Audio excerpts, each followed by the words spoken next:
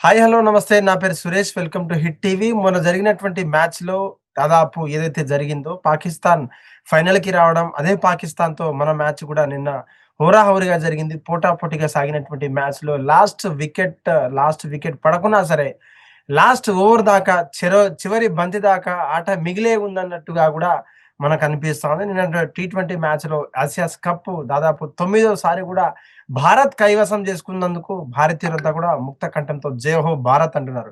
Sir జై హో భారత్. జైవో భారత్. మీరు మరూన్ కలర్, నేను మరూన్ కలర్. ఇప్పుడు సెలబ్రేషన్స్ అమ్మవారి నవరాత్రులు నడుస్తున్నాయి. యెస్ మంచి సార్. ఇప్పుడే పోయి కొంచెం ఫస్ట్ క్లాస్ గా డాన్స్ చేసి వచ్చాం. So victory celebrations, festival celebrations అన్ని కూడా కలిసి వచ్చాయి ఈ సంవత్సరం. సార్ సో ఇట్ వాస్ ముందుగా ఎ గ్రేట్ విన్, చెప్పండి no doubt about it actually. Bharat bowling ఎలా తీసుకోవచ్చు? లేదంటే ఆ బౌలింగ్ తీరున్నటువంటి వాళ్ళు ఏసినటువంటి బంతులు గావచ్చు, లేదంటే ఆ క్యాచెస్ గావచ్చు, క్యాచెస్ విన్స్ మ్యాచెస్ అని అంటారు. కొన్ని మ్యాచ్‌లు మిస్ డ్రాప్ అవ్వడము, లేదంటే ఫీల్డింగ్ ఏం జెప్తారు? అంటే టాస్ గెలిచిన తర్వాత భారత్ బౌలింగ్ ఎంచుకోవడము, లేదంటే అక్కడ ఉన్నటువంటి ఎయిర్ కండిషన్ గావచ్చు, దుబాయ్‌లో ఉన్నటువంటి అట్మాస్ఫియరిక్ కండిషన్ ఆ నిర్ణయం కరెక్టే అంటారా?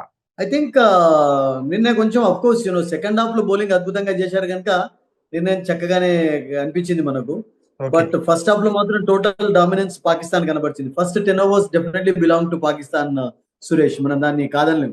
Okay. Because Farhan batted beautifully, Fakhar Zaman కూడా చాలా చక్కగా ఆడాడు. ఇద్దరు కలిసి 80+ ఎప్పుడైతే ఓపెనింగ్ పార్ట్నర్షిప్ నమోదు చేశారో ఐ థింక్ అప్పుడు కొంచెం ఇండియన్ బ్యాక్ ఫుట్ లో ఉంచారు. కొంచెం అంటే నర్వస్ మూమెంట్స్ ఉన్నాయి అక్కడ, క్రౌడ్ కు ఉన్నాయి. తర్వాత టీవీలో వాచ్ చేసే వాళ్ళందరూ కూడా అరే వీళ్ళు వాళ్ళ 200 కొడతారా, 190 కొడతారా, అటువంటి ఒక సిచ్యువేషన్ అయితే అరైజ్ అయింది, కాలేదని కాదు. బట్ ఆ తర్వాత మీరు అన్నట్టుగా 84 తర్వాత 113 ఉన్నప్పుడు 12.4 ఓవర్స్ నేను అనుకుంటాను, if my memory is correct అవును. ప్రిసైజ్లీ. అవును. ఆ తర్వాత మ్యాచ్ యొక్క రూపం మారిపోయింది. సురేష్, ఓకే. ఒక్కసారి కుల్దీప్ ఒక ఓవర్ లో 3 వికెట్లు ఎప్పుడైతే తీశాడో అప్పుడు పాకిస్తాన్ టోటల్ గా వాళ్ళు ప్రెషర్ లోకి వచ్చేసారు సరే. అండ్ ఆ ప్రెషర్ నుంచి వాళ్ళు నిజంగా చెప్పాలంటే ఒక పెద్ద బొందల పడ్డట్టు అయిపోయింది అసలు. దాని నుంచి లేవలేకపోయినారు అసలు యాక్చువల్లీ. ఓకే. టపా వికెట్లు కలిపి కోల్పోవడం రెగ్యులర్ ఇంటర్వెల్స్ లో, పార్ట్నర్షిప్ ఎక్కడ కూడా నమోదు కాలేదు. ఆ తర్వాత మీరు చూడండి హార్డ్లీ మీకు ఒక 20-30 రన్స్ పార్ట్నర్షిప్ కూడా కాలేదు. ఫకర్ అండ్ ఫర్హాన్ ఆడుతున్నప్పుడే వాళ్ళకి ఒక మంచి పార్ట్నర్షిప్ ఓపెనింగ్ వచ్చింది. So that was I think the turning point actually. Kuldeep Yadav 1 over లో 4 వికెట్ తీసుకోవడం. యా, మీరు చెప్పినట్టుగా నిన్న catching was better, fielding was better. చాలా మంచి ఇంప్రూవ్మెంట్ కనబడింది లాస్ట్ కపుల్ ఆఫ్ మ్యాచెస్ తో కంపేర్ చేసినట్టయితే. ఆ ఆ కసి, ఆ పర్సివరెన్స్ అవన్నీ కూడా ఎక్కువగానే కనబడ్డాయి. బట్ పాకిస్తాన్ కూడా డెఫినెట్లీ కొంతవరకు నేను మా మ్యాచ్ ను డామినేట్ చేశారు. ఈవెన్ బ్యాటింగ్ ఫస్ట్ చేస్తున్నప్పుడు కూడా కాదు సురేష్, మనం ఒప్పుకోవాల్సిందే. వాళ్ళు బౌలింగ్ చేస్తున్నప్పుడు కూడా 20 for 3 చేయడం అనేది ఇండియాను, it was I mean big big effort from Pakistan. That ముగ్గురిని టాప్ బ్యాటర్స్ ముగ్గురిని కూడా అవుట్ చేయగలిగారు. But the Hyderabad was outstanding yesterday. It was Tilak Varma show yesterday. He was the hero of the match, no doubt about it. Okay. Sir Pakistan ఉన్నటువంటి batting order ఎలా ఉండే? లేకపోతే అక్కడ ఉన్నటువంటి ఫర్హాన్ గావచ్చు, హరీష్ రావు గావచ్చు, లేదంటే వాళ్ళకున్నటువంటి టీమ్ ఎలా ఆడాలు? అదే విధంగా ఫర్హాన్ గావచ్చు, వాళ్ళ ఫక్కర్ గావచ్చు, వీళ్ళంతా ఎలా ఆడాలనిపిచ్చింది మీకు? మన ఇండియన్ ప్లేయర్‌లు గావచ్చు, అక్కడ ఉన్నటువంటి సూపర్ స్టార్ అయినటువంటి బౌలర్స్‌ని కూడా మట్టి కలిపేటువంటి అవకాశం కనిపిచ్చింది. దాదాపు 10 ఓవర్ల దాకా కూడా ఒక్క వికెట్ పడకుండా కూడా ఆడినటువంటి సందర్భాన్ని పాకిస్తాన్‌లో చూసాం. దాన్నెలా చూడొచ్చు? మనం పకడ్బందీగా ప్లాన్ చేసుకొనొచ్చారా? లేదంటే మనల్ని నిజంగా ఔట్ చేద్దామని జెప్పేసి అక్కడి నుంచి అంటే ఫైనల్స్‌లో ఎంటర్ అయ్యారంటే వాళ్ళ వ్యూహం ఎలా చూడొచ్చు మనం పాకిస్తాన్ వాళ్ళది? ఒకటేందంటే ఆ పర్టిక్యులర్ ఫేజ్ లో నేనేమనుకుంటానంటే హార్దిక్ పాండ్యా లేని లోటు కనపడింది నిన్న. ఓకే. సురేష్, హార్దిక్ పాండ్యా మనం చూసాం ప్రతి మ్యాచ్ లో ఫస్ట్ ఓవర్ లో ఫస్ట్ స్పెల్ లో వికెట్లు తీసి ఒక మంచి స్టార్ట్ అందించాడు. అవును. అగెన్స్ట్ పాకిస్తాన్ కానివ్వండి, అగెన్స్ట్ ఎనీ టీం కూడా మంచి స్టార్ట్ అందించాడు. అవును. అండ్ అతనికి అన్ఫార్చునేట్లీ శ్రీలంకతో మ్యాచ్ లో కండరాలు పట్టుకోవడంతో నిన్న అవైలబుల్ గా లేకపోవడం అనేది అవును. అతని ప్రభావం డెఫినెట్లీ కనబడింది. అఫ్కోర్స్ తర్వాత స్పిన్నర్స్ బరిలోకి దిగిన తర్వాత సిచ్యువేషన్ మారిపోయింది, డ్రామా మారిపోయింది. బట్ కానీ హార్దిక్ లేని లోటు మాత్రం absolutely that was felt in the first 10 overs. మీరు కూడా ఒప్పుకోవాల్సింది. బికాస్ ఎందుకంటే అతన్ని మిస్ అయినాడు. Dube of course is not a regular fast bowler కాదు, అంటే ఓపెనింగ్ గా వేసే ఫాస్ట్ బౌలర్ కాదు. అతని పేస్ కు రియల్ గా చెప్పాలంటే ఇంగ్లాండ్ లాంటి కండిషన్స్ లో బాల్ మూవ్ అవుతుంది, కొంచెం ఎక్కువగా ట్రబుల్ చేస్తుంటాడు. Bowled well, bad game bowling. But Pakistan batsmen కూడా మీరు అన్నట్టుగా బ్యాటర్స్ కూడా వాళ్ళు కొంచెం ప్లాన్ తోటే వచ్చారు. వాళ్ళకి కావాల్సింది వాళ్ళు వాళ్ళు ఏమనుకున్నారు అన్నట్టు ఫస్ట్ 10 ఓవర్స్ లో వికెట్ పోకుండా ఒక మంచి స్టార్ట్ లభించినట్లయితే ఒక పెద్ద స్కోర్ గా దాన్ని మలచొచ్చు అన్నటువంటి ఒక ఉద్దేశం కనబడింది. బట్ అన్ఫార్చునేట్లీ వాళ్ళకు మిడిల్ ఆర్డర్ కొలాప్స్, దాన్ని ఏమంటామంటే like A collapsing like A pack of cards అంటాం కదా, పేక ముక్కల్లాగా కూలిపోవడం అంటాం కదా. సో అలా అయిపోయింది అసలు యాక్చువల్ గా పాపం. వాళ్ళు అసలు ఎక్స్పెక్ట్ చేస్తున్నారు, అది రియల్ గా చెప్పాలంటే ఆ వికెట్ 180-190 వికెట్ లాగా కనబడింది వాళ్ళు బ్యాటింగ్ చేస్తున్నప్పుడు. అవును సార్. బట్ ఆ తర్వాత ఈ చిన్న చిన్న స్కోర్స్ ఎలా ఉంటాయంటే ఒక్కొక్కసారి సురేష్ 130-140+ స్కోర్స్, ట్రిక్కీ స్కోర్స్ అంటాం, అవి చేంజ్ చేస్తున్నప్పుడు ఒక్కొక్కసారి ఏంటంటే ఒక్కొక్కసారి ఓవర్ కాన్ఫిడెన్స్ తోటి వెళ్ళి ఆడుతుంటారు. బట్ ఒక్కొక్కసారి ర్యాష్ స్ట్రోక్స్ ఆడి అవుట్ అవుతుంటారు. అండ్ వాళ్ళు అవుట్ అయిన విధానం కూడా నచ్చలేదు నాకు. బికాస్ అభిషేక్ శర్మ అంటే of course that is the way he plays. But Suryakumar Yadav captain గా రెస్పాన్సిబుల్ ఫీల్ కావాలి. మీరు ఒక ఇమాజిన్ చేయండి సురేష్, ఆ సిచ్యువేషన్ తర్వాత 50 స్కోర్ ఉన్నప్పుడు, 50 దగ్గరలో ఉన్నప్పుడు తిలక్ వర్మ రన్అట్ మిస్ అయింది చూసారా? అవును సార్. ఒకవేళ జస్ట్ ఆ తిలక్ వర్మ రన్అట్ అయినట్లయితే India would have been in deep trouble real గా చెప్పాలంటే. ఎందుకంటే అతడే నిన్న అందరికంటే ఒక మెచ్యూర్డ్ ఇన్నింగ్స్ ఆడాడు, మంచి పార్ట్నర్షిప్స్ నమోదు చేయగలిగాడు సంజు సామ్సన్ తోటి, అండ్ ఆ తర్వాత one with Dubey also, Dubey తోటి. బట్ ఆ సిచ్యువేషన్ లో ఆ రన్అట్ ఒకవేళ తీసుకుని ఈవెన్ మనం చూసాం కదా, ఒక క్యాచ్ కూడా డ్రాప్ చేశారు వాళ్ళు mid wicket. I think that was player Sanju Samson. So I think ఒకవేళ ఆ సిచ్యువేషన్ లో ఇండియా 70 for 4 అప్పుడు 70 for 5-6 ఉన్నట్లయితే it would been different story. But Tilak Varma full marks ఇవ్వాల్సిందే. ఈ రియలీ బ్యాటెడ్ బ్రిలియంట్లీ అండి, డౌట్ లేదు. లూజ్ బాల్ ను పనిష్ చేయడం, he waited for the balls actually, ఎక్కువగా రిస్క్ తీసుకోకుండా క్యాలిక్యులేటెడ్ ఇన్నింగ్స్ అంటాం కదా, పర్టికులర్లీ ఒక ప్రొఫెషనల్ అప్రోచ్ కనపడింది తన బ్యాటింగ్, అందులో ఎటువంటి డౌట్ లేదండి. బట్ మీరు అన్నట్టుగా పాకిస్తానీ బౌలర్స్ యాక్చువల్లీ బౌలింగ్ మంచిగా చేశారు, అండ్ బ్యాటింగ్ కూడా వాళ్ళ middle order collapse, lower order collapse చెప్తే ఐ థింక్ దే గేవ్ అంటే Pakistan some hope actually. Pakistan కూడా ఒక హోప్ ఇవ్వగలిగారు, నో డౌట్. ఒక సిచ్యువేషన్ అలా కనపడింది కూడా, నో డౌట్. అంటే వన్ సైడెడ్ మ్యాచ్ లాగా మాత్రం కాదు నిన్న. అవును sir. It was a tough match. Indians కు అంత ఈజీ మ్యాచ్ కాదు, టఫ్ మ్యాచ్. అంటే 19.4 అవర్స్ వరకు మ్యాచ్ కొనసాగింది అంటే మనం అర్థం చేసుకోవచ్చు. అంటే ఉత్కంఠ భరితంగానే కొనసాగింది match, no doubt about it. It was thrilling. Pakistan ఆటగాళ్లలో కొంతమంది ఫ్లైట్లను చూపించుకుంటూ, లేకపోతే ఫర్హాన్ చేసినటువంటి హాఫ్ సెంచరీలో ఈ రోజు కూడా ఏదో గన్ చూపిస్తారని చెప్పేసి అందరూ అనుకున్నారు. కానీ గన్ చూపించకుండా సైలెంట్ గా ఆడి మ్యాచ్ గెలిచిన తర్వాత వాళ్ళు సెలబ్రేట్ చేసుకుందామనే ఆకాంక్షతో వాళ్ళ ఆశలన్నీ కూడా కొలాప్స్ అయినాయి. కొంతమంది పాకిస్తాన్ లో ఉన్నటువంటి ఆటగాళ్ళు ఆడిన తీరు కావచ్చు, లేదంటే భారత వాళ్ళ మీద చేసినటువంటి ఆ సైన్స్‌లను ప్రతిఘటించి పాకిస్తాన్ ఈవెన్ దో వాళ్ళు కూడా మీరంతా కూడా ఒక ప్యాక్ ఆఫ్ కార్డ్స్ మీరు చెప్పినట్టుగా ఒకడు కోల్పోతే ఒకడు పోతాడా? లేదంటే ఒకడు ఉంటేనే ఒకడు ఉంటాడా? అనే విషయం మీద కూడా పాకిస్తాన్ ఆటగాళ్ళను కూడా పాకిస్తాన్ మెంబర్స్ కూడా వాళ్ళ సిటిజన్స్ ట్రోల్ చేస్తున్నారు. మీరు ఇంకోసారి దేశంలో ఎలా అడుగు పెడతాడు? మీరసలు ఏం మొహం పెట్టుకొని అడుగు పెడతారని చెప్పేసి పాకిస్తాన్ వాళ్ళను పాకిస్తానీలో ప్రశ్నిస్తున్నారు. దాన్నెలా చూడొచ్చు మనం? అబ్సల్యూట్లీ పాకిస్తాన్ ఫ్యాన్స్ కూడా they are not happy. I mean వాళ్ళు కొన్ని పాకిస్తాన్ ప్లేయర్స్ జస్టిస్ తోటి వాళ్ళు కూడా హ్యాపీగా లేరు. ఎందుకంటే కమెంట్స్ ఎవరు కూడా నచ్చలేదు. ఫ్యాన్స్ ఎవరు కూడా చూడండి, జనరల్ గా మనకి ఎప్పుడు కూడా ఇది ఒక పొలిటికల్ ప్రాబ్లమ్స్ ఇష్యూ తోటే కొనసాగుతుంది. కానీ కామన్ పబ్లిక్ ఎందుకు ఉంటదండి అసలు? యాక్చువల్ గా వాళ్ళు క్రికెట్ ఇష్టపడతారు, స్పోర్ట్స్ ఇష్టపడతారు. ఫైనల్స్ 2 ఆసియా కప్‌లో. అయితే గత టోర్నీలో చూసుకున్నటువంటి శుభన్ గిల్ గావచ్చు, ఓపెనర్ రాణించినటువంటి అభిషేక్ శర్మ ప్రతి ఒక్క మ్యాచ్‌లో తన వాళ్ళ ప్రతిభను కనబరిచారు. కానీ అదే ప్రతిభను నిన్న గూడా కనబరుస్తారా? లేకపోతే ఇంకేమన్నా ఫుల్ ఫాలోయింగ్‌లో ఉంటే దాదాపు వాళ్ళ మీద ఎంతోమంది అంటే అవకాశం ఉన్నప్పటికీ అక్కడ ఉన్నటువంటి వాళ్ళ ఫ్యాన్స్ అనుకోనుంటారు. కానీ 20 స్కోర్‌లో 3 వికెట్లు. అందులో బోత్ ద ప్లేయర్స్, టాప్ ఆర్డర్‌లో ఆడినటువంటి ఫస్ట్ డౌన్‌లో ఔట్ అవ్వడము. లేదంటే భారత్ ఒక ఒక ఒక ఒక శోకంలో ఉండిపోవడము. లేదంటే అక్కడ ఉన్నటువంటి సెలబ్రిటీస్ చీర్స్ చేయడము పాకిస్తాన్‌కి. అప్పుడు మనకనిపించిందా? Bharat get into very deep trouble అని మనకనిపించింది గదా! దాన్ని ఎలా దేవర్ ఇన్ డైర్ స్టేట్ 20-3 అంటే చాలా కష్టాల్లో ఉన్నారు. అండ్ జస్ట్ పాకిస్తాన్ బ్యాటింగ్ ను కొంచెం రిపీట్ చేసినట్టు కాదు, పాకిస్తాన్ బ్యాటర్స్ కూడా చాలా రెక్లెస్ గా అవుట్ అయినారు. 113 for 1 in 12.4 అవర్స్ నుంచి వాళ్ళు 150 కూడా స్కోర్ చేయలేకపోయినారు. అంటే I think it was a great effort by the Indian bowlers. But at the same time వాళ్ళు ఆడినటువంటి స్ట్రోక్స్ చూసాం కూడా, ఒక్క స్ట్రోక్ కూడా అసలు యాక్చువల్ గా ఒక బాల్ కూడా ఇది బ్యూటిఫుల్ బాల్ దానికి అవుట్ అయినారు అనేటువంటి ఎగ్జాంపుల్ గా అన్ని కూడా రెక్లెస్ స్ట్రోక్స్ ఆడి అవుట్ అయినారు. ఏ బ్యాటర్ కూడా ఎక్సలెంట్ బాల్ అవుట్ అయినటువంటి అది కనపడలేదు. నిన్న అంత పెద్ద బౌలింగ్ ఫేవరబుల్ కండిషన్స్ కనపడలేదు. It was only because of the batsmen errors batters wicket కోల్పోవడం చూసాం. సేమ్ సూర్యకుమార్ అట్లాగే అవుట్ అయినాడు, అభిషేక్ అట్లాగే అవుట్ అయినాడు, అండ్ శుభ్మన్ గిల్ ఇద్దరు అవుట్ అయిపోయిన తర్వాత ఈ షుడ్ రియలైజ్డ్ యాక్చువల్లీ. ఎందుకంటే అదే ఓవర్ లో ఒక బౌండరీ వచ్చింది, అండ్ అతనికి తెలుసు సూర్యకుమార్ అవుట్ అయిపోయినాడు, అభిషేక్ లేడు, అండ్ ఒక పార్ట్నర్షిప్ కావాలి. హార్దిక్ పాండ్యా కూడా నిన్న టీమ్ లో లేడు. సో అక్కడ I think the kind of shot he played it was reckless అండి, అబ్సల్యూట్లీ నో డౌట్. అప్పుడొచ్చారు తిలక్ వర్మ. ఒక భారత ఆటగాడు అంటే తెలుగు ఒక తెలంగాణ నుంచి ఒక ముద్దు బిడ్డ అని చెప్పుకోవడం మనకెంతో గర్వకారణం. తిలక్ వర్మ గురించి నిన్న ఆడినటువంటి ఆట గురించి మనం ఎన్నో సార్లు చెప్పాం. సంజు శాంసన్ గావచ్చు, తిలక్ వర్మ లాంటి కీ ప్లేయర్స్ ఉన్నటువంటి ఆటగాళ్ళ స్థానం ఏది అని. మీరు అనిపించిందా? నేను అడిగినటువంటి ప్రశ్నకు లేదంటే మనం దాటివేసే సమాధానంకి లేదంటే మ్యాచ్‌కి వచ్చినటువంటి సందర్భాన్ని సమయం బట్టి తీసుకొస్తారు కీ ప్లేయర్స్ అని చెప్పేసి మీరు ప్రతిసారి చెప్తూ ఉంటారు. అది నిజంగా నిన్న జరిగినటువంటి మ్యాచ్‌లో నిజంగా అనిపించింది. మీరు చెప్పినటువంటి విధానం గావచ్చు, ఎప్పుడైతే మ్యాచ్‌కి అవసరమైనటువంటి వారియర్ కావాలో, తన యుద్ధం కోసం, దేశం కోసం యుద్ధం చేసేటువంటి వారియర్ నిన్న కనిపించారని చెప్పింది. మీరు దాని గురించి మీరేం మాట్లాడతారు? Either Shubman Gill, absolutely either it was Abhishek Sharma. Hero ఒక లైన్ లో చెప్పాలంటే Suresh, heroic performance from him actually. And దానికి అఫ్ కోర్స్ కారణం కూడా లక్. ఏంటంటే ముఖ్యంగా అతడు ముంబై ఇండియన్స్ లో ప్లేస్ సంపాదించడం అనేది it was great thing happen to him actually. ఎందుకంటే అవును. ముంబై ఇండియన్స్ లో ఆడిన తర్వాత రోహిత్ శర్మ కెప్టెన్సీలో చాలా చాలా మెచ్యూర్ క్రికెటర్ తయారైపోయినాడు.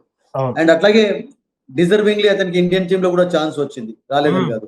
అండ్ దట్ ఈ ప్రూవ్డ్ హిస్ టాలెంట్. సౌత్ ఆఫ్రికాలో ప్రూవ్ చేసుకున్నాడు, సంజు శాంసన్ తో కలిసి క్విక్ ఫైర్ సెంచరీ సాధించాడు. ఇంగ్లాండ్ తోటి ప్లేడ్ వెల్ యాక్చువల్లీ. అండ్ ఇప్పుడు లెఫ్ట్ హ్యాండెడ్ కావడం అనేది మరొక big advantage. And that T20 లాంటి ఫార్మాట్ లో ఒక ప్లస్ పాయింట్ ఏంటంటే is a very good fielder, is a good catcher. Ground fielding కూడా అద్భుతంగా చేస్తాడు. మంచి త్రో ఉంది, మంచి హ్యాండ్ ఉంది అతనికి. అండ్ కావాలి అనుకున్నప్పుడు కపుల్ ఆఫ్ ఓవర్స్ వేసేటటువంటి కెపాసిటీ కూడా ఉంది, అంటే ఆ ఎబిలిటీ కూడా అతనిలో ఉంది. ఆఫ్ స్పిన్ కూడా వేయగలుగుతాడు. So is a genuine team player, డౌటే లేదు. ఒక యూస్ఫుల్ క్రికెటర్. అండ్ ఇప్పుడు T20 వరల్డ్ కప్ దగ్గరలో ఉంది కనుక అయితే నేను అనుకుంటాను ఆ సెకండ్ పొజిషన్ అనేది అతనికి, అంటే సెకండ్ డౌన్ అనేది పక్కా ఫిక్స్ అయిపోయినట్లే. ఇప్పుడు విరాట్ కోహ్లీ లేడు, రోహిత్ లేడు కనుక ఐ థింక్ ఆ పర్టికులర్ పొజిషన్ లో అతడు అద్భుతంగా ఆడుతున్నాడు. And yesterday he was the hero, no doubt about it. ఎందుకంటే 3 వికెట్స్ పడిపోయినప్పుడు మీరు అన్నట్టుగా Indians were in dire state, చాలా కష్టాల్లో ఉన్నారు. అండ్ ఒక మంచి పార్ట్నర్షిప్స్ డెవలప్ చేయగలిగారు, ముఖ్యంగా సంజు శాంసన్ తోటి ఒకటి, ఆ తర్వాత అండ్ బిట్ ఆఫ్ లక్ కూడా, ఫార్చ్యూన్ ఫేవర్స్ ద బ్రేవ్ అంటుంటాం కదా, అన్నట్టు కూడా అతనికి లక్ కూడా ఫేవర్ చేసింది. ఆ రన్అట్ అనేది చాలా చాలా కీలకంగా మారింది. ఒకవేళ అప్పుడు ఆ సిచ్యువేషన్ లో అతను రన్అట్ అయి ఉన్నట్లయితే it could been different story. Because ఆ క్యాచెస్ నేను మంచిగా తీసుకున్నాడు. ఫస్ట్ క్యాచ్ అతడే తీసుకున్నాడు. Yesterday was his day, no doubt. Boundary line మీదకెళ్ళి నాట్ ఈజీ. ఎందుకంటే it was hit very hard by Farhan and he fielded well. And is a team man, no doubt about it. And he right through the tournament కూడా మీరు అన్నట్టుగా top order రాణించినప్పుడు మనం చర్చించాం కదా, అంటే తిలక్ వర్మ నుండి కొన్ని మంచి కాంట్రిబ్యూషన్స్ చూసాం. అవును. కెప్టెన్ ఒకటే ఈస్ లెడ్ వెల్ గానీ, but is not led by example. అంటే బ్యాట్ తోటి రన్స్ సాధించలేకపోయినాడు Suryakumar. But his bowling changes were very good actually, very effective. సరైనటువంటి సమయాల్లో కుల్దీప్ ను డ్రాప్ చేయడానికి తీసుకురావడం, మళ్ళీ అక్షర్ ను తీసుకురావడం, స్టార్టింగ్ లో శుభ్మన్ దుబే తోటి ఓపెనింగ్ చేయించడం, హార్దిక్ పాండ్యా లేకపోవడం తోటి I think he did a good job as a captain. Though he didn't lead by example, but his captaincy was also good yesterday. Okay. నిన్న పార్ట్నర్‌షిప్ కనుక మనం చూసుకుంటే ఇటు శివం దూబే గావచ్చు, తర్వాత వచ్చినటువంటి ఎండింగ్ షాట్ రింకు సింగ్ వదిలిపెడితే శివం గిల్ అయిపోయిన తర్వాత ఇటు సూర్యకుమార్ ఔట్ అవ్వడం గావచ్చు, సంజు శాంసన్ రావడము, లేదంటే ఇటు మన శివం దూబే రావడం. సార్ వాట్ యూ ఫీల్ ఈ 2 కనుక పార్ట్నర్‌షిప్ కనుక లేకపోతే మన భారతదేశానికి వచ్చినటువంటి ప్రాబ్లమ్స్ ఏంటి? లేదంటే ఆ మ్యాచ్ నుంచి కోలుకునేటువంటి వారిలో ఏ విధంగా కీ ప్లేయర్‌గా ఆరించాల్సినటువంటి నెక్స్ట్ ప్లేయర్ ఎవరై ఉంటారు? Beyond with these 2 players. Don't forget Suresh, ఇంకా అక్షర్ పటేల్ కూడా ఛాన్స్ రాలేదు. అవును. అంటే ముఖ్యంగా ఏంటంటే 3 వికెట్స్ పడిపోయినప్పుడు ఏదైనా కానీ, అంటే పెద్ద స్కోర్ అయితే చేంజ్ చేయడం లేదు. సో అప్పుడు కావాల్సింది ఏంటంటే రెక్లెస్ గా బ్యాటింగ్ చేయకుండా ఒక పార్ట్నర్షిప్ కొరకు ప్రయత్నించాలి. And they did that. అంత బిగ్ పార్ట్నర్షిప్స్ ఏం అవసరం లేవు. మీకు 140+ స్కోర్ చేస్తున్నప్పుడు జస్ట్ 40-50 రన్స్ 2 పార్ట్నర్షిప్స్ మీకు వచ్చాయనుకోండి, కానీ అప్పటికే రన్ రేట్ చూసుకుంటే దాదాపు 8.97, 9.23 బికాస్ సరిపోతుంది. మీకు వికెట్లు చేతిలో ఉన్నాయంటే రన్ రేట్ 10 అనేది ఇంత ప్రాబ్లం కూడా కాదు. బట్ లాస్ట్ లో ప్రాబ్లం ఏమైందంటే పాకిస్తాన్ కి unfortunately right through the tournament వాళ్ళకు రౌఫ్ మంచి ఫామ్ లో లేకపోవడం అనేది ఒక మైనస్ పాయింట్ అయిపోయింది. మీరు చూడండి, అగైన్స్ ఇండియా ప్రతిసారి రౌఫ్ బ్యాడ్ బౌలింగ్ ఉండడం తోటి వాళ్ళు చాలా మ్యాచెస్ ఓడిపోయినారు. నిన్న అంత ఎక్స్పీరియన్స్ ఉన్నటువంటి బౌలర్, అంత మంచి పేస్ ఉంది అతనికి, and he was trying to bowl yorkers ఎక్కువగా వేసే ప్రయత్నం చేయలేదు. ఫుల్ టాసెస్ వేశాడు. షార్ట్ పిచ్ ఇప్పుడు చూడండి అంటే ఒక ఓవర్ లో కనీసం ఒక మంచి ఫాస్ట్ బౌలర్ కు ఆ! ఆ! 2 బౌన్సర్స్ వేసే అవకాశం ఉండదు. 2 షార్ట్ పిచ్ డెలివరీస్ వేయవచ్చు. ఓకే. బట్ అసలు యాక్చువల్ గా అవకాశమే ఉపయోగించుకోలేదు రావుఫస్. అంత మంచి పేస్ ఉంది అతనికి. ఇది కూడా హ్మ్. వరల్డ్ కప్ లో బౌన్సర్స్ ఆల్సో అన్ని కూడా జస్ట్ దాన్ని ఏమంటారంటే ఒక గిఫ్టెడ్ రూపంలో కొన్ని బాల్స్ వేశాడు. హ్మ్. సో అది కూడా నేనేమనుకుంటానంటే వాళ్ళకి కొంచెం మైనస్ పాయింట్ అయిపోయింది. బికాస్ లాస్ట్ ఓవర్ లో 10 రన్స్ ఉన్నప్పుడు కూడా అంత ఈజీ కాదు. ఒక్కొక్కసారి ఈవెన్ 6, 7 రన్స్ కూడా స్కోర్ చేయడం కష్టంగా ఉంటది. యెస్ ఒకసారి సార్. ఒక్కొక్క వికెట్ కూడా పడిపోవచ్చు. తర్వాత anything can happen actually. This things hmm. Happen in cricket. So example that is what last we saw. Last మీరు చూసారు మూమెంట్‌లో కదా ఇప్పుడు పడ్డాడు. శ్రీలంకతో మ్యాచ్ జరుగుతున్నప్పుడు నిశాంక అద్భుతంగా సెంచరీ సాధించిన తర్వాత ఫస్ట్ బాల్ అవుట్ అయిపోయిన తర్వాత ఏమైపోయింది అందులో అవును. లాస్ట్ 10 రన్స్ 9 రన్స్ కూడా స్కోర్ చేయలేకపోయినారు శ్రీలంక. హ్మ్. తర్వాత హ్మ్. మ్యాచ్ టై అయిపోయింది. సూపర్ ఓవర్ వెళ్ళింది. సో దట్ కూడా హ్యాపెన్ ఎస్టర్డే మీరు అన్నట్టుగా. జస్ట్ ఇమాజిన్ హ్మ్. 10 రన్స్ ఉన్నప్పుడు ఆ సిక్సర్ ఒకవేళ ఫర్ ఎగ్జాంపుల్ పడకపోయింది. రాకున్నట్లయితే I think it could been different story. అవును and sir. That was not a bad ball. ఆ పర్టికులర్ బాల్ మాత్రం సెట్ అయి ఉన్నాడు కనుక అందుకని హ్మ్. సెట్ అయి ఉన్న బ్యాటర్స్ ఎప్పుడు కూడా అడ్వాంటేజ్ ఉంటుంది. Because they can see ball like a football. Okay. వాళ్ళకి కొంచెం స్ట్రోక్ మేకింగ్ ఈజీ అవుతుంది. ఒక కొత్త బ్యాటర్ వచ్చిన తర్వాత సెట్ కావడానికి టైం తీసుకుంటాడు. హ్మ్. ఇమీడియట్ గా స్ట్రోక్ ఆడాలంటే కష్టం అవుతుంది. సో అప్పటికే సెట్ అయి ఉన్నాడు కనుక ఐ థింక్ ఆ స్ట్రోక్ ఆడడం అతనికి అంత పెద్ద కష్టం కాలేదు. అండ్ ఆ స్ట్రోక్ నేను ఏమనుకుంటానంటే టోటల్ గా మ్యాచ్ యొక్క టెన్షన్ ను దూరం చేసేసింది. 3 and you know luckily for Rinku ఈ కేమ్ అండ్ ఈ played only 1 ball in the అవును. టోర్నమెంట్. అవును ఒకే సార్. మ్యాచ్ ఆడాడు. నేను ఒకే బాల్ ఆడాడు కూడా. అవును. అండ్ విన్నింగ్ రన్స్ స్కోర్ చేయడం చూసాం. So it was it was a very good innings by Tilak Varma no doubt. ఆ 2 బిఫోర్ పార్ట్నర్‌షిప్స్ మీరన్నట్టుగా కీలకంగా మారాయి. ఆ!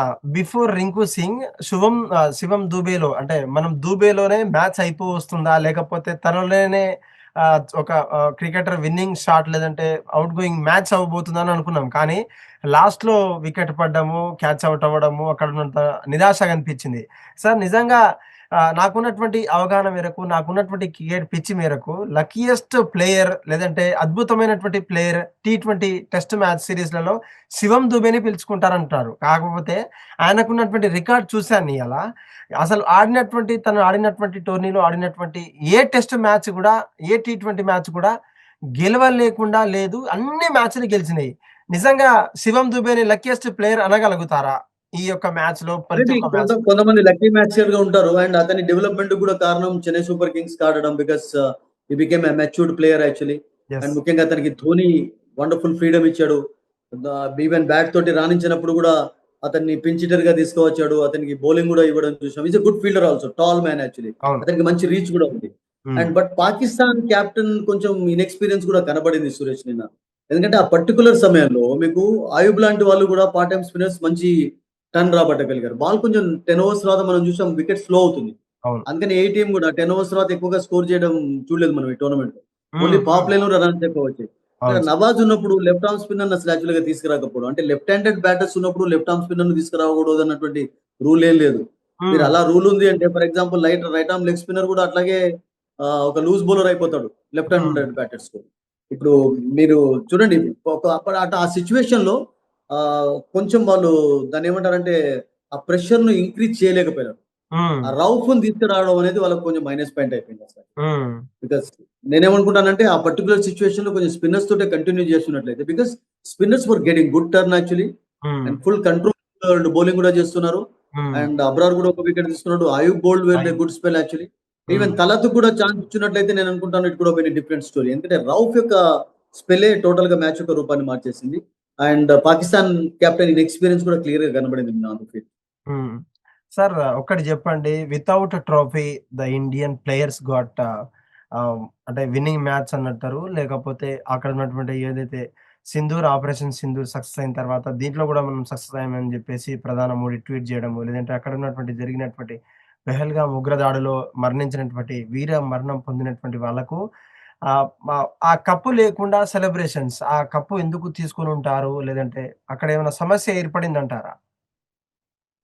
First of all the cup will come to the BCCI head office. ఇవాళ కాకుంటే రేపు వస్తది. అందులో ప్రాబ్లమ్ ఏం లేదు. మెడల్స్ అన్ని కూడా వస్తాయి అవి. ఓకే. బట్ నాకక్కడ ఇద్దరి తప్పు కనపడింది. ఒకటి ఇండియన్ టీమ్‌ది కూడా ఇప్పుడు కనీసం రోహిత్ శర్మ ఏం చేశారంటే ఆ కప్పునన్న లిఫ్ట్ చేసి ఇమాజినరీ సెలబ్రేషన్ చూసాం అసలు యాక్చువల్‌గా. It's okay.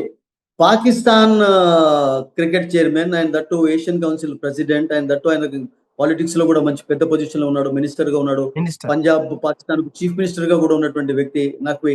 తను కొంచెం మెచ్యూర్డ్ గా ఉండి, బికాస్ ఒక డిఫరెంట్ యాటిట్యూడ్ కనబరిస్తే బాగుండేది అనిపించింది. అసలు అవన్నీ మర్చిపోయి ఇండియన్స్ యొక్క అడమంట్ నేచర్ ఏంటంటే we don't want to take cup from ఇమన్నటువంటిది వాళ్ళ మొదటి నుంచి వాళ్ళది ఒకటే. నఖ్వీ ఇచ్చినట్లయితే మేము కప్ తీసుకోవద్దని చేతులు. సో అక్కడ ఎంతో మంది డిగ్నిటరీస్ ఉన్నారు కదా, అతడు కూడా అసలు యాక్చువల్ గా వాళ్ళంతా మొండి పట్టుతో ఉన్నప్పుడు మనం ఎందుకు ఉండాలి అని చెప్పి కొంచెం అక్కడ ఒక మంచి యాటిట్యూడ్ కనబరుస్తున్నట్లయితే బాగుండేది.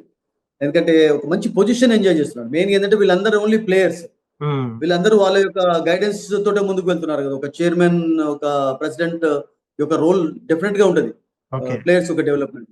సో ఇన్ని పొజిషన్స్ ఎంజాయ్ చేస్తున్నటువంటి పాకిస్తానీ ప్రెసిడెంట్ యాక్చువల్లీ నాకేమనిపించింది, ఈ could allowed somebody to give the cup to them. అప్పుడు ఇండియన్స్ తీసుకునే వాళ్ళు. సో ఇండియన్స్ కూడా అంత మొండి పట్టు పట్టడం కూడా మంచిది కాదు. అండ్ అతడు కూడా అలా ఉండడం అనేది నాకు దట్ ఐ డెంట్ లైక్. ఎందుకంటే ముఖ్యంగా ఏంటంటే ఎవరైతే చిన్న పిల్లలు వాచ్ చేస్తుంటారో ఇది ఒక మంచి సిగ్నల్ వెళ్ళదు రియల్ గా చెప్పాలంటే. Because sports first of all it teaches you discipline, it teaches you spirit. Suraj, don't forget that actually. Yes. So that was totally missing. Entire tournament లో ఈ కాంట్రవర్సీస్ డెఫినెట్లీ కొంచెం మంచి సిగ్నల్స్ వెళ్ళేలాగా చేయలేదు. సో yesterday it was very bad. 45 minutes వరకు players అక్కడ ground లో ఉండడం. ఫస్ట్ ఇండియన్ టీం వచ్చింది, but they don't want to take trophy from him. ఆ తర్వాత పాకిస్తాన్ టీం రాలేదు, పాకిస్తాన్ టీం కూడా వచ్చింది. So I think that was not good on the part of Indians and on the part of Pakistani officials. Pakistan కనీసం నాకేమనిపించింది అంటే Indians అంత మొండి పడుతూ ఉన్నారు కదా, ఎలా అయినా ఇన్ని అయినప్పటికీ కూడా మ్యాచ్ ఆడారు కదా పాకిస్తాన్ తోటి. సో అతడు కొంచెం కైండ్నెస్ చూపిస్తే బాగుండేది. ఎందుకంటే అక్కడ పెద్ద పెద్ద వాళ్ళు వచ్చారు కదా, షేక్లు వచ్చారు, తర్వాత వైస్ ప్రెసిడెంట్ ఉన్నాడు. He should have allowed others to give the trophy to Indians. అక్కడ కొంచెం వాళ్ళ యొక్క కైండ్నెస్ కనబడేది. సో అక్కడ కూడా వాళ్ళు ఫెయిల్ అయిపోయినారు. That was very bad. Okay. Whereas comes to Pakistan captain చెక్కుతున్నటువంటి తన ఇచ్చినటువంటి ఏదైతే రన్నర్ అప్ చెక్ ఇస్తున్నటువంటి చెక్ ప్రెజెంటేషన్ అయిందో, ఆ చెక్ ప్రెజెంటేషన్ ని we like to call up on the stage and have a few words అని చెప్పినప్పుడు ఆయనను చెక్కు పట్టుకొని లేదంటే ఎవరికైనా ఇచ్చి వెళ్ళాల్సింది. కానీ ఆ చెక్కును విసిరేసి మరి ఆ యాటిట్యూడ్ చూపించారు. దాన్ని ఏమంటారు? Very bad. ఆ మ్యాచ్యూరిటీ క్లియర్ గా కనబడలేదు. ఎందుకంటే ఇండియన్స్ మొదటి నుంచి కూడా అడమెంట్ గా ఉన్నారు. వాళ్ళు షేక్ హ్యాండ్ చేయడం లేదు. తర్వాత of course on the field controversy చాలా. సూర్యకుమార్ యాదవ్ నుండి కూడా కొన్ని రిమార్క్స్ చూసాం మనం. వాళ్ళ ప్లేయర్స్ అఫ్కోర్స్ ఎక్కువగా చేశారు. బట్ దిస్ మ్యాన్ ఎన్నో పొజిషన్స్ ఎంజాయ్ చేస్తున్నాడు కదా. ఎందుకంటే ఇప్పుడు కనీసం జనరల్ గా పాలిటిషియన్స్ ఎలా ఉండాలంటే పొలిటీషియన్స్ ఒక రీఫార్మర్స్ లాగా ఉండాలి. రీఫార్మ్ చేసేటటువంటి క్వాలిటీ ఉండాలి పొలిటీషియన్స్ అందరికి. Because is not just chairman of Pakistan cricket, not just the president of Asian cricket council. అసలు రూల్ ప్రకారం ఏంటంటే ఒక ప్రోటోకాల్ ఏం లేదు, ప్రెసిడెంట్ ఇవ్వాలన్నటువంటి ప్రోటోకాల్ ఏం లేదు. బట్ ఈ టోర్నమెంట్ లో మొదటి నుంచి వాళ్ళు అనుకున్నారు నఖ్వీనే ఇస్తాడు ట్రాఫీ అని అనుకున్నారు. సో అనుకున్నప్పుడు ఇండియన్స్ తీసుకుంటే బాగుండేది. లేకుంటే వీళ్ళు ఎప్పుడైతే రెడీగా లేరో, అంత అడమంట్ గా ఉన్నారో, అప్పుడు వేరే వాళ్ళను అలౌ చేస్తే బాగుండేది అసలు అక్కడ. ఎందుకంటే అన్ని పొజిషన్స్ ఎంజాయ్ చేస్తున్నాడు కదా. సో అన్ని పొజిషన్స్ ఎంజాయ్ చేస్తున్నటువంటి ఒక వ్యక్తి కొంచెం కైండ్నెస్ చూపిస్తే బాగుండేది అని అనిపించింది. దట్ వాస్ మిస్సింగ్ అండి. It was very bad. మరి పాకిస్తాన్ చెక్ విసిరేసినటువంటి దాన్ని ఎలా చూస్తారు? ఈవెన్ పాకిస్తానీస్ కూడా they didn't like that actually. They didn't like it. Even చాలా మంది కూడా పాకిస్తాన్ ఫ్యాన్స్ మీరు అన్నట్టుగా ఆ విషయంలో చెక్ విషయంలో nobody liked their attitude. Everybody was commenting actually. కమెంటరీలో కూడా కమెంటేటర్స్ కమెంట్ చెప్పడం చూసాం. తర్వాత ఫ్యాన్స్ కూడా nobody was happy about that. ఈ మ్యాచ్ అయిన తర్వాత నేనేమంటున్నానంటే బికాస్ స్పోర్ట్స్ నుంచి మెయిన్ గా స్పిరిట్, డిసిప్లిన్ ఇంపార్టెంట్ కనుక కొన్ని రాంగ్ సిగ్నల్స్, బ్యాడ్ సిగ్నల్స్ వెళ్లకుండా ఉండడం అనేది చూసుకోవడం చాలా ఇంపార్టెంట్. ఆ విషయంలో టూ టీమ్స్ నుంచి చిన్న చిన్న ఎర్రర్స్ జరిగాయి. అండ్ ఐ థింక్ ట్రాఫీ విషయంలో మరింత ఎక్కువ అయిపోయింది. సరే, ఈ మ్యాచ్ అయిపోయిన తర్వాత దేశం అంటే మట్టి కాదు, దేశం అంటే మనుషులు అని చెప్పేసి దాదాపు చాలా మంది సెలబ్రేషన్స్ తో పాటు ఈవెన్ దో జీవిత శత్రు అనేటువంటి పాకిస్తాన్ తో ఆట గెలిచి తీరామంటూ కూడా కొంతమంది సెలబ్రేషన్ చేసుకుంటున్నారు. కొంతమంది బాంబులతో కాల్చుకుంటారు. దాదాపు చాలా మంది పొలిటీషియన్స్ కూడా తిలక్ వర్మతో పాటు కుల్దీప్ యాదవ్ అని కూడా సందర్భాన్ని బట్టి ప్రశంసించారు. ఎందుకంటే వరుసకు సంబంధించినటువంటి వికెట్లు తీయడం కావచ్చు, వరుసకు సంబంధించినటువంటి హైయెస్ట్ స్కోర్ చేయడం కావచ్చు, భారతదేశాన్ని గెలిపించడం కీలక పాత్ర. ఇప్పటికైనా పాకిస్తాన్ మధ్య, భారత్ మధ్య క్రికెట్ విషయంలో ఈ యొక్క ఎలాంటి విభేదాలు లేకుండా రేపటి రోజున జరగబోయేటువంటి మ్యాచ్ ని నిజంగా మనం cricket gentlemen lovers, gentlemen cricketers అన్నట్టు కూడా మనం ఎంజాయ్ చేయగలిగినటువంటి రోజులు ఏమైనా దగ్గర ఉన్నాయా, లేదంటే ఇదే రైవల్రీ కొనసాగుతుందా?